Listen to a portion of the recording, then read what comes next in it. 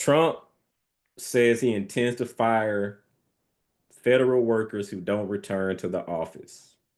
Mm, Can you see it? I can see it. Wow.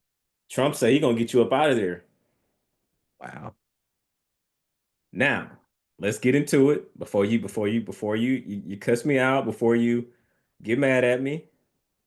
Hear me out. Hear me out. Hit an article out. This ain't me pleading the case one way or the other.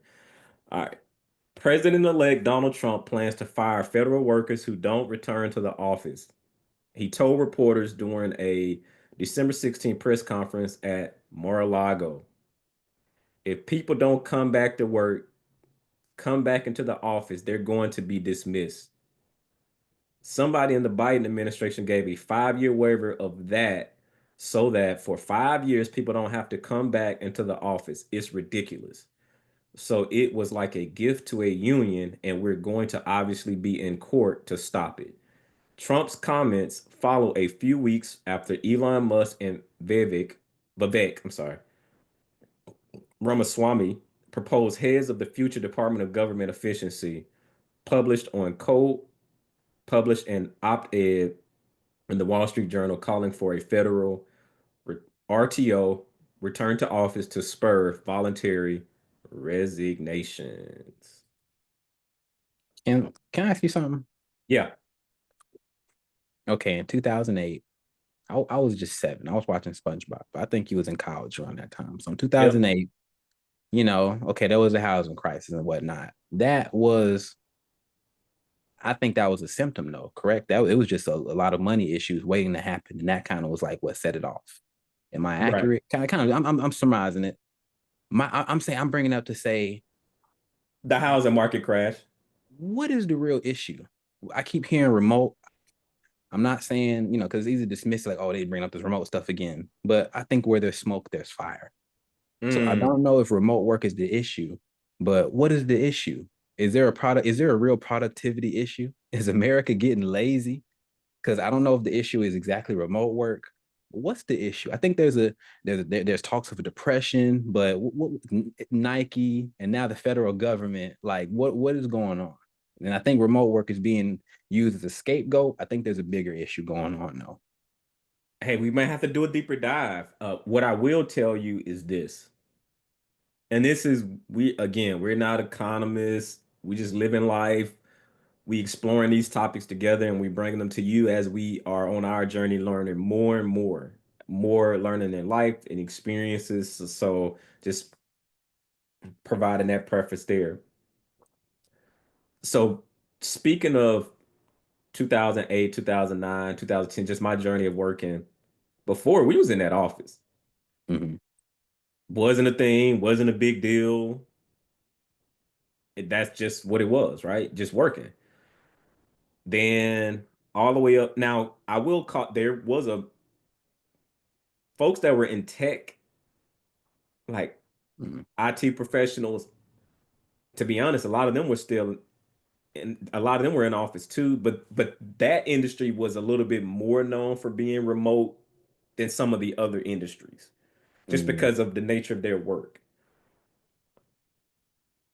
The fast forwarding to the pandemic. The pandemic happened, and it was, and for all intents and purposes, an emergency. You were impacted because they kicked y'all out of school. They like, hey, y'all, like it impacted your whole academic situation. I remember when I was in school, we in class, no online, all the things, right? But then y'all were in Philly, and then they told y'all, hey, we don't know what y'all gonna do, but y'all got to get out of here. We gonna do online, and so you actually came and stayed with us Yep. to navigate, and so that was an interesting time. And prior to that, and that's just on the school front. But for us, I was in office every day before the pandemic, every single day. Now, sure, we had flexibility. Like if you need to go run an errand, go run an errand. You need to work from home here and there. Not a big deal, but the expectation was to be in the office, and it wasn't necessarily a dictatorship. It just that was the culture. We went into the office. Now, I will say, like I said in previous times, there's a lot of time wasted in the office. A whole lot of time. You Mm. get there, especially like if you work in like 9 to 5, you get there at 9. I'm gonna say this again. For me, you get there at 9, folks are getting coffee, getting coffee. So that puts you at 9:15, 9:30. You're talking. Then you finally have maybe your first team meeting. Maybe it's close to 10. Now you at from 10 to 10:30. Then you go back to your office. Then people stopping by your office talking, and you in between trying to do something. And before you know it, it's lunch. So you've been at work 10, 11, 12. You're gonna be at work 3 hours, 3.5 hours, and you really ain't hadn't got much done yet. Now it's time to go to lunch.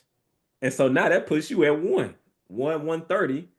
And then you're just doing it all over again. And that's a bit of somewhat of an exaggeration, but it's not too far from the truth because I just remember, and then we're not talking about the commute time to and from work. But that just was the norm. That was the norm at that time. Pandemic happens, a lot of people started working from home, and what happened was people got comfortable. People like, oh, I like how Mhm. this feel. Oh, I could be in my pajamas and just have a top. Like I can have a dress Yeah. shirt on and a sports coat, Yeah. and then I got on my pajamas underneath. And Yeah. so people got accustomed to that. Also, people also saw that commute time cut down. They started saving money on gas, and they Yeah. didn't have to do that. But then also, what happened was the people uh, that would drop their kids off. Now they didn't necessarily have to. Sometimes they didn't, because they work from home, they didn't have to drop their kids off as much. Now they're washing laundry, watching the kids, working, saving money. So there's a lot of mixed things going on. And so now you're in the comfortability of your house. But here's the other thing. If you're remote, if you're in a high cost of living area, guess what else you can do? You can move. You don't have to be by the office no more. So maybe Mm. you go stay in a low cost of living state. Even like you might even be able to finesse it to that degree. And Mhm. so now you don't even live in the same area anymore. Mhm. Or you live way in the outskirts. Maybe you are still in the same surrounding area, but like you live in the outskirts that's a lot cheaper because now you don't have to come to work. You don't have to commute every day. So you don't have a commute, but now you don't move 2 hours away or an hour and a half away.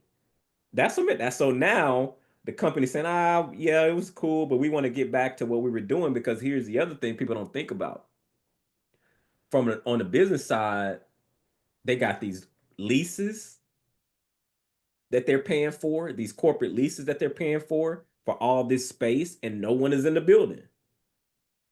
But then also, a lot of times there's some behind the scene business things happening with the states where they're working with the state to have certain space downtown because they promised the state economic stimulus, economic growth by all of the employees that's going to be commuting into work. And so it's going to stimulate the local economy. They're going to, during breakfast, coffee, they're going to go and get coffee. They're going to get breakfast. They're going to get lunch. And they're going to go and shop at businesses these local businesses and generate money for the local economy. Well, if no one is driving in downtown, that revenue isn't being generated because folks aren't out spending money and out having lunch together and aren't stimulating that local city. And so there's a lot that's happening on that side too. And you have this push and pull of I don't want to go back into the office. I ain't going back into the office. And so now Mhm. the other part too is making folks come back into the office. It's a strategic way to have a layoff without announcing layoffs because some people are just going to rage quit Yeah. because it just doesn't fit for their scenario and they're not going to do it. and they not mad that you're not going to do it. They and so but now they don't have to pay you severance package for the Mm, layoff because you're voluntarily quitting. And so now that's allowing them to weed out people as well through layoffs. I know that gave you a long story, a lot of different angles and scenarios. So it's at the net of it, and I'll let you chime in here. Nobody cares about your personal situation and how it's an inconvenience for you. Nobody cares about it being an inconvenience for me, like me. The company don't care about that. They care about the revenue. They care about the profits. They care about moving their company forward with or without you. My question is, like the way my mind is thinking, for the folks that's flexible, that's a competitive advantage for you to potentially level up, potentially if you want to keep making good money and you do have some flexibility, go back into the office. I mean, sure it'd be inconvenience, but there's many things that we've done that's inconvenient. But the one thing that I always say is never, ever, ever mess up the money because of you doubling down and saying, I ain't doing that.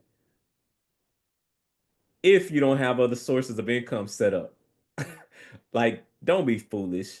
Like, maybe that's motivation to where you feel like you don't have options. Maybe that's motivation to create another stream of income because you don't feel like you have the choices. Play the long game and you're like, you know what? I don't like how this feel.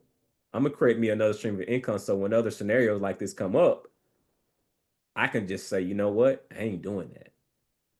But what's happening is you have a lot of people that's making demands and they don't their financial situation is not set up as they can just say, you know what? I'm not doing that. Like, don't put your family at risk. Don't put yourself at risk if you're not ready yet. Let it just be motivation if you just have a adverse, like you are in your body, in your spirit, when you just like, I don't want to do that. And in a short period, you might have to. Like, these are the things you can't be making them. You got to make a business decision and play the long game. It don't have to be forever, but don't put yourself in a financial deficit just because you're being stubborn. If that's the direction that the company's going, and or go to another company that does have a preference to remote work. You have options. Don't be a victim. I agree. And something that you touched on. So you talked about how people are saving money, on gas, on not having to do the commute. So I'm thinking on, okay, cool. We don't just exist in a vacuum. If they're saving money, that means somebody's losing money. And so that's got me thinking like, Mm. zoom all the way out. Why does Trump care about who's remote and who's not? And do you know what I'm saying? And it makes me think, who does care about remote being a thing or not? If I'm a manager, okay, I really just care about results. Right. Okay, maybe I do have a building that I need to pay for and justify paying for, but as someone who's worked in sales, when y'all up, you can justify a lot of things. So what? We won. We hit the numbers. You can kind of tell the board to, shut up for another year. But what I'm thinking about is this remote transition must really be hurting several industries. I can think of gasoline has to be hurting when you're used to people Mm. driving 5 days a week versus now I only got to drive two, or I don't have to drive at all. And you haven't filled up your tank in 2-3 weeks versus you had to fill it up twice a week. Oh yeah, someone's hurting off of that. And so someone that's way above me and you and our bosses is going to our boss's boss saying, hey, we got to figure out something about this. They're saying, yeah, we got to get them back in the office. Do what you got to do. Click. And so that's what I'm thinking. So me hearing you talk, because you bringing this Ivy League part to the conversation. No, I'm joking, but so it could be where you have politicians communicating to CEOs and they're behind the scenes having these conversations, Mm, talking about this like, hey, y'all promised us so much revenue to the local mm, city and economy, and y'all aren't delivering, and made it available for you to buy these acres of land or buy these buildings or Mm, pledge this whatever the agreement was. Okay, I hear you. I hear you.